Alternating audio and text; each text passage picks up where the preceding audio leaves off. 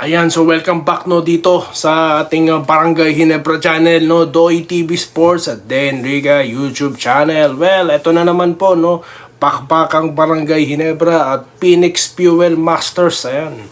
Well, mabilisan lang po to no. Pasensya na po kayo no, nakakapangako po tayo ng live pero hindi po tayo nakakapag-live. Pasensya na po kayo kasi nga po sobrang busy po natin dito no. Napakadami pong trabaho, no? Kaya talaga pong I can't find time po para po makapag-usap-usap tayo muli. Sorry, ano? Pero darating po yung time, no? Magla-live po tayo. Pero syempre, magkakaroon po muna tayo ngayon ng content, of course. Dahil may laban po ang ating Barangay Ginebra. Mamaya na po yan, 7:30. Dyan po, Pilipinas time. At hindi po naging maganda ang ating second meetup between San Miguel at ito nga pong ating Barangay Ginebra. Tayo po itinambakan ng doble-doble. Matindi naman po yung nangyari, no?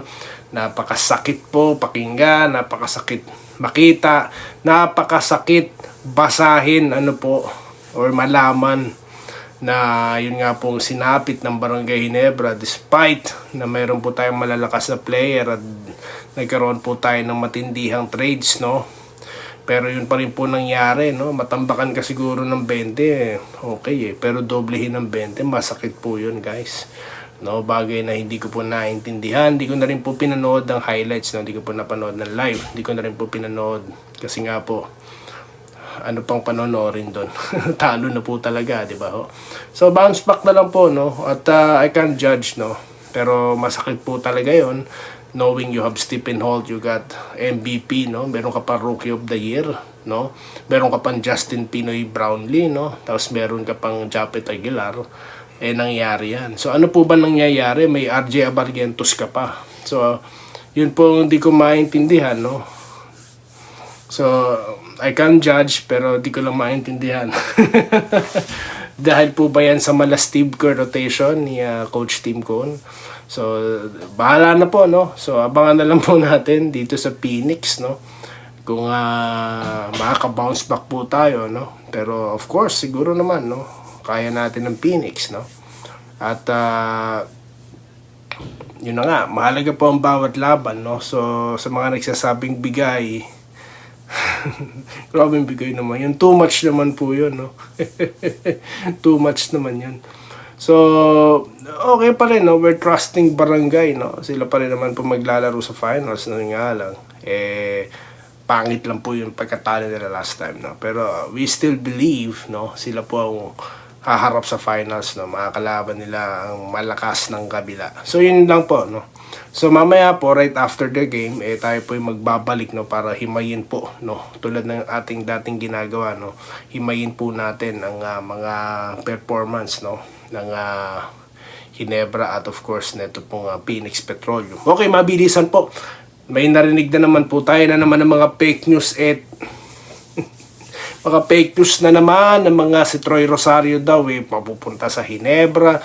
Mga ano na naman po, makakathang isip lang po yan, no? Maka-content lang, no? Kumita, no? Magka-view, mapag-usapan, yung mga walang silbing mga vloggers na yan na nililigaw ang mga fans, no? Mga edits nyo, no? Buisit.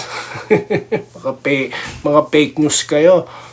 So, wala mga clickbaiters ng mga yan. Kaya, ewan ko, na nakakabuisit, no? Pero, malay nyo naman, magkatotoo. No, didepensahan natin yan pag nagkatotoo. Si Troy Rosario daw, no? Kasi nga, wala tayong sentro. Yung, wag nyo na pong asahan si Isaac Go. Sabi ko naman sa inyo, si Isaac Go, para pong upgraded version lang po siya ni Wilmer Ong. No, wag nyo na pong asahan para hindi po sumakit yung loob nyo, no?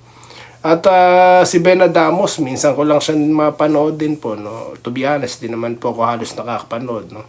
Pero di po masyado naririnig yung pangalan. At tulo nga po si Paul Garcia, di naman masyado nagagamit, no? So, I was frustrated, no? Sa rotation ng Ginebra dahil nga po, hindi dahil sa pakikialam ko kay Coach Tim ko na, kundi hindi nakakalaro yung mga gusto nating makita, no? Hindi po natin alam, no? Ang inaisip ko na lang, first five po lagi si Ahan Misi, baka pinapataas ang trade value. Oy. baka kasama siyang ipapackage, no?